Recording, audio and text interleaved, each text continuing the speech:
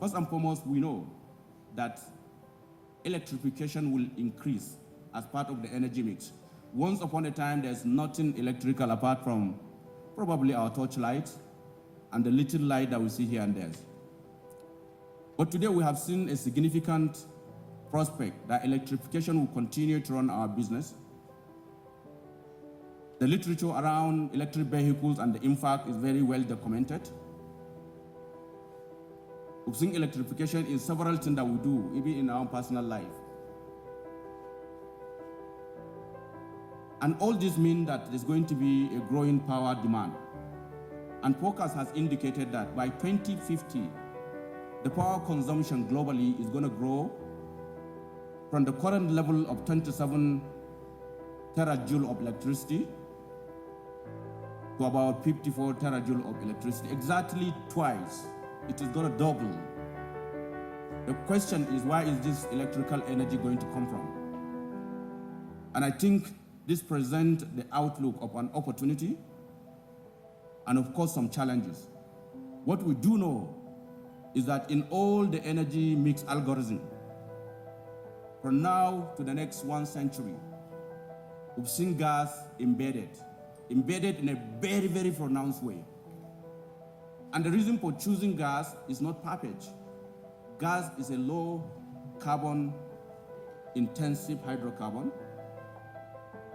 Once upon a time, difficult to handle, but science and technology has addressed those challenges. And so we see thermal power plant growing, and thermal power plant would need gas.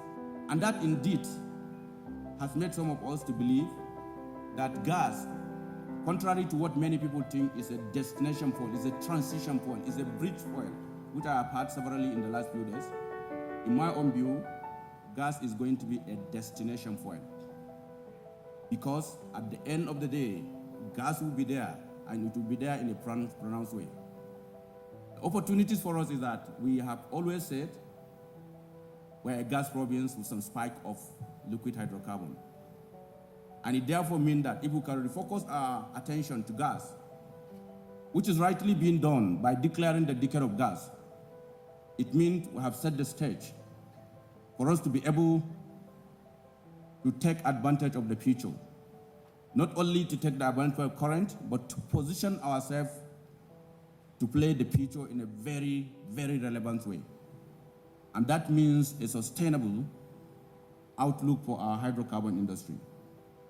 I prophesize that we will soon extinguish, quote unquote, associated gas with associated oil. Because I emphasize that attention will be focused at gas-dominant resource that we have in this country. And if we focus on gas-dominant resource, it means we deliberately, contrary to where we're coming from, go chasing for gas. And obviously, when you look for gas, some liquid will come with it. And when liquid will come with it, what do you say?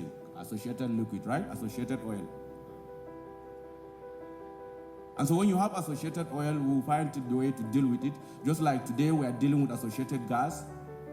And the monetization of gas, if you know the history, was geared towards just taking the player up. We don't want to burn it, and so we have to figure out how do we extinguish it. And to extinguish the player, we created so many things, including the big NLNG. But let's even look at where is this demand for energy coming from? Obviously, it's in the very, very energy deficient countries. And energy poverty is well pronounced in undeveloped countries and developing countries. Many other places have reached their saturation level. Where we see growth coming are in the emerging markets. Nigeria is one of them. Turkey is another. India is another. Even China are still there. You remember once upon a time called the BRICS states? They have expanded to BRICS, and now I hear they've expanded to about 7 countries. All these are group of emerging markets. Put together their demand and their demand forecast, you will see clearly that demand for hydrocarbon is going to come not from the US. And for us, I think yesterday you had Billy.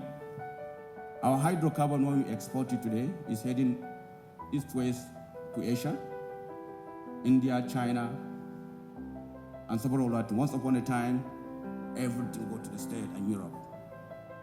Today, we are struggling in those areas. So that's what we see.